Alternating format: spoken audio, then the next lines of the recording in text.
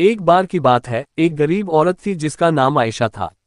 वह एक छोटे से गांव में अपने माता पिता और छोटे भाई बहनों के साथ रहती थी।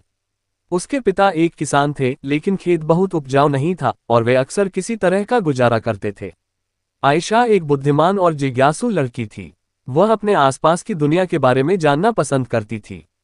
वह एक वैज्ञानिक बनने का सपना देखती थी, लेकिन वह जानती थी कि अपने परिवार की वित्तीय स्थिति के कारण उसे अपना लक्ष्य हासिल करना मुश्किल होगा। एक दिन आयशा के पिता बीमार पड़ गए। वह काम करने में असमर्थ थे और परिवार की आय और भी कम हो गई। आयशा को अपने परिवार की मदद करने के लिए स्कूल छोड़ना पड़ा। आयशा ने अपने परिवार का समर्थन करने के लिए कड़ी मेहनत की।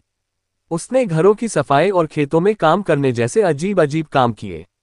उसने स्थानीय बाजार में सब्जियां बेचना भी शुरू किया। अपनी व्यस्त दिनचर्या के बावजूद आयशा ने वैज्ञानिक बनने के अपने सपने को कभी नहीं छोड़ा।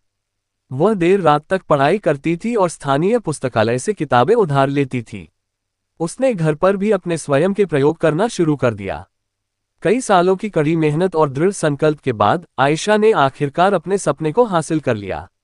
वह विश्वविद्यालय में दाखिला लिया और वैज्ञानिक बन गईं।